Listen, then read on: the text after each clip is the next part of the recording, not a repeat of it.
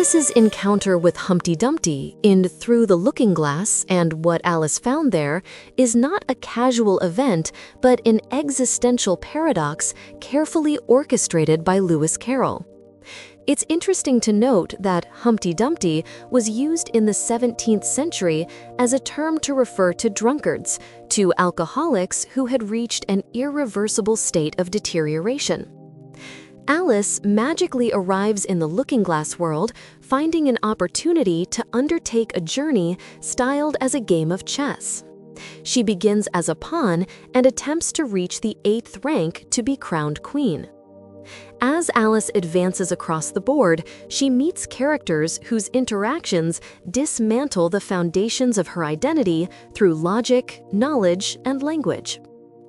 Alice meets Humpty Dumpty on the 6th square, a living egg perched precariously on a wall's edge, perhaps symbolizing the absolute fragility of every construct, mental or material.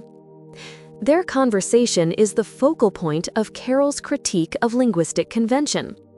Humpty openly challenges the principle that things must be named as they are by proclaiming, "When I use a word, it means just what I choose it to mean, neither more nor less."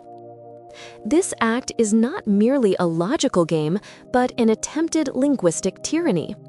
Humpty Dumpty arrogates total authority over meaning, thereby negating the social convention that makes communication possible.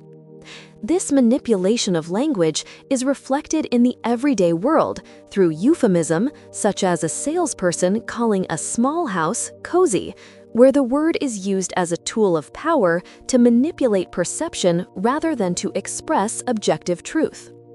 Alice's identity is shown to be founded on her ability to correctly recall and recite social norms, poems, and mathematical rules she has been taught. This knowledge is what differentiates her from the chaos of the looking-glass world. Alice's journey, however, demonstrates that her identity is a vulnerable construct. The mistakes she makes trying to recall her lessons on the train she boards in the 3rd square, and the gnat's observation that things in nature have no names, confirm that her self is a fragile collection of conventions. Humpty Dumpty's stance attacks this last pillar. If the meaning of words is arbitrary, all of Alice's knowledge, and thus her identity, dissolves into chaos. The most significant detail of the Humpty Dumpty rhyme is the irreversibility of his fall. All the king's horses and all the king's men couldn't put Humpty together again. This passage introduces the existential layer of the conversation. In the face of fragility, Humpty, in his position of maximum physical weakness, clings to the maximum intellectual power, control of language. This is a desperate attempt to deny the material reality that condemns him. Indeed, language helps organize human reality, which is not the total reality. Unlike Adam, who was granted the biblical authority to name things and animals, to order and comprehend a part of the world, thereby creating a cosmos, Humpty Dumpty uses language to subvert the established order, seeking absolute control over his destiny. Inexorable destiny, however, prevails. Humpty's fall, hinted at by the final crash when Alice moves to the next square, pits the unlimited power of the word against the limits of physics and mortality.